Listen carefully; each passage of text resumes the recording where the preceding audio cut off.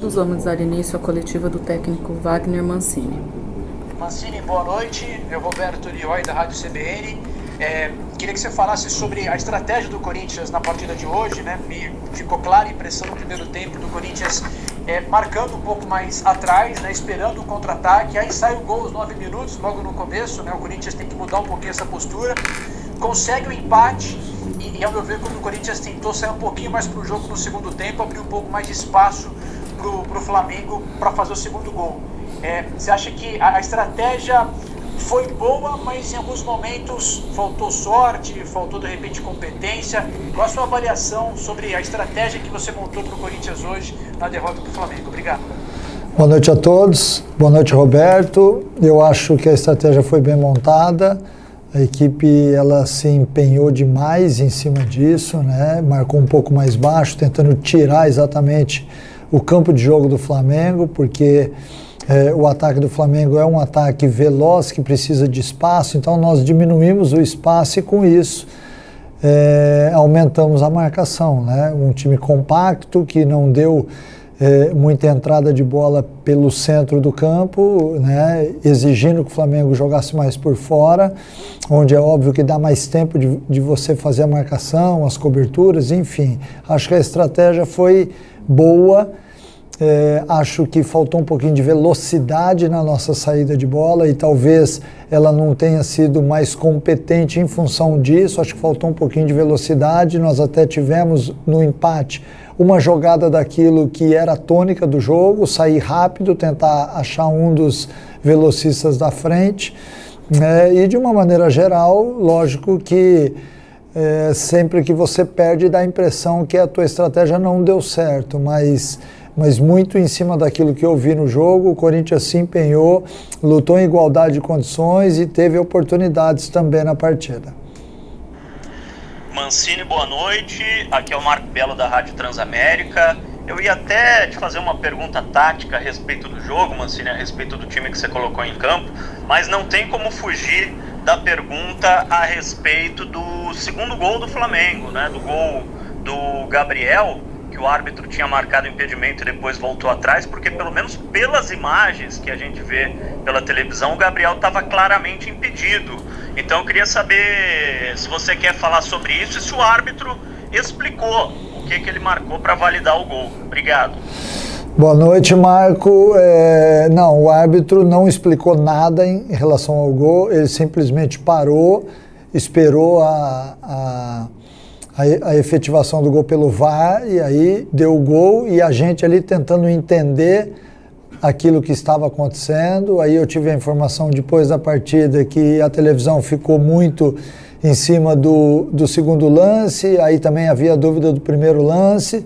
Eu ainda não consegui ver numa tela mais ampla, até para te falar com mais certeza, mas é um lance polêmico, né? Não tenha dúvida que sim. Tem gente dizendo que foi o pé do Fábio que deu chance para que a linha fosse dimensionada, mas enfim, né? Eu acho que são lances que nós estamos acostumando a ver, né? O VAR demorando muito a tomar algumas decisões. A gente lamenta porque o futebol é um esporte onde a emoção ela joga junto com todos aqueles que estão ali participando da partida, e quando você tem que parar o jogo por quase 5 minutos, acaba gerando uma série de fraturas naquele ambiente, né? E aí, obviamente, que atletas, árbitro, auxiliares acabam se enervando e daí o alto número de cartões amarelos. Mancini, Salazar da Gazeta Esportiva. Mancini, você teve 3 jogadores amarelados, um deles agora suspenso, que é o Wagner, por causa de reclamação. Você entende que seus jogadores estavam mais nervosos do que o comum ou houve uma intolerância exagerada do árbitro Rafael Trace? Aproveito para te perguntar sobre a arbitragem do jogo e queria saber de você se você acha que apenas com jogadores que estavam emprestados, jogadores da base, uma reformulação do elenco nesse sentido é suficiente para mudar o patamar do Corinthians. É suficiente sem contratações, sem grandes contratações, Mancini? Obrigado, boa tarde. Boa noite, Salazar. Nós temos limitações no elenco, isso já foi falado, né? Eu conto com com alguns atletas possivelmente da base, outros talvez que a gente consiga idealizar algum tipo de negociação. O Duílio até já falou sobre isso à imprensa, então não é neste momento, acho que é ainda cedo para que a gente toque nesse assunto, mas há necessidade, assim como qualquer time, de que tenha reforços. Depende muito do que nós vamos ter em termos de fôlego financeiro, para que a gente possa estabelecer algum tipo de parâmetro nesse sentido.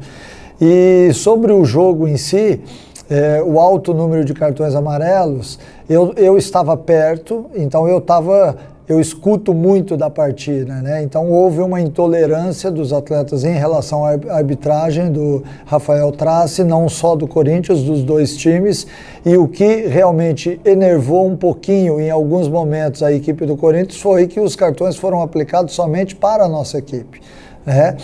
O Banco do Corinthians, num determinado momento, houve uma reclamação, em seguida ele foi lá, deu um amarelo ao Ramiro. O Banco do Flamengo também atuou dessa forma ao longo de todo o jogo e nem por isso ele foi. Ao término da partida ali, ainda tínhamos 2 minutos ou 3, o Banco do Flamengo estava todo ao lado do Rogério Ceni. Então, o que nos incomodou na partida e o que eu ouvi dentro do vestiário dos atletas é que foi usado um peso diferente em relação aos cartões que foram aplicados à nossa equipe. Mancini, boa noite. Rodrigo Vessoni, do portal Meu Timão. O Corinthians segue na luta aí pela vaga da Libertadores, mas com vários concorrentes por perto, já foi ultrapassado pelo Santos. Eu queria que você fizesse uma análise aí das chances do Corinthians. E caso essa vaga não se confirme, por ter sido o segundo objetivo colocado por você, você analisaria isso como uma situação normal ou como um fracasso de alguma maneira, de maneira geral, um fracasso aí do trabalho do grupo todo, enfim, seu também? Um abraço, obrigado.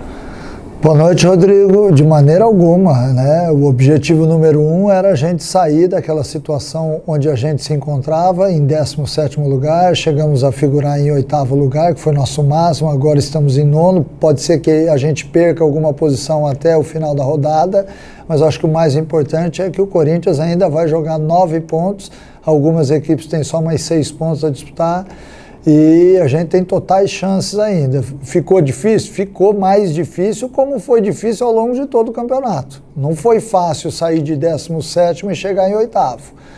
Foi muito difícil, então por isso a gente acredita. Hoje nós enfrentamos uma equipe que pode ser, junto com o Internacional, as duas apontadas como com reais chances de título, e enfrentamos em igualdade de condições, então eu acho que a gente também pode fazer um bom jogo contra o Santos na Vila, aí temos o Vasco em casa, depois o Internacional fora, são jogos equilibrados, todo mundo tem muita dificuldade em vencer as partidas agora no final, porque todas as equipes estão muito empenhadas dentro daquilo que passou a ser o objetivo de cada uma delas, então por isso a gente não pode de maneira alguma achar que tem qualquer coisa errada, e sim focar naquilo que está sendo feito e bem feito para que a gente possa buscar a nossa vaga. Mancini, boa noite. Marcelo Braga do Globo Esporte. Eu queria que você falasse sobre duas questões. Primeiro, sobre a parte defensiva do Corinthians, né? O Corinthians vem tomando muitos gols, aí foram 10 nos últimos 5 jogos. O time sofrendo um pouco na bola aérea. Hoje teve até uma bola no travessão do Bruno Henrique depois de um escanteio. Como é que vocês têm tentado corrigir essa situação? Qual o seu diagnóstico? E também queria que você falasse um pouco sobre o Arauz, a sua história no Corinthians nesses primeiros meses. É uma história um pouco de recuperação de jogadores, né? Recuperou o Davó em algum momento, recuperou o Mosquito, recuperou o Léo Natel. Então eu queria que você falasse sobre o Arauz. Por que antes ele não estava jogando? Por que ele não conseguia te servir nessa equipe do Corinthians? E hoje, o que ele tem te entregado, o que tem te agradado? Já que hoje ele foi um dos destaques do time aí. Obrigado, um abraço. Boa noite, Marcelo. Não tenha dúvida que nós, nesses últimos jogos, a gente acabou diminuindo a estatura do time e a gente vem sofrendo com isso, seja em escanteios, em faltas laterais ou até naqueles lances onde a gente briga pela segunda bola, né? A saída do Jô, a saída do Gemerson fez com que a nossa equipe tivesse uma estatura menor. E a gente tem sofrido com isso, sim. Não justifica alguns gols que foram tomados, porque aí entra algumas outras coisas entram em cena que são tão importantes quanto você ter estatura, é você atacar a bola, é você minimizar algum tipo de erro, né? Então nós estamos de certa forma, pecando em algumas coisas, em alguns detalhes, e por isso a gente tem tomado muitos gols, e isso me incomoda muito, porque a segurança de uma equipe é exatamente você tomar poucos gols para que você possa ganhar a maioria das partidas. E sobre o Arauz especificamente, eu acho que uma das funções do treinador é exatamente essa, recuperar jogadores. Neste momento a gente tem o Gustavo Mosquito, o Léo Natel e o Arauz vivendo boa fase no clube, assim como o Davó também já viveu. A opção da troca é porque o campeonato é muito longo e exige isso, porque ninguém consegue manter alta performance por um tempo muito longo.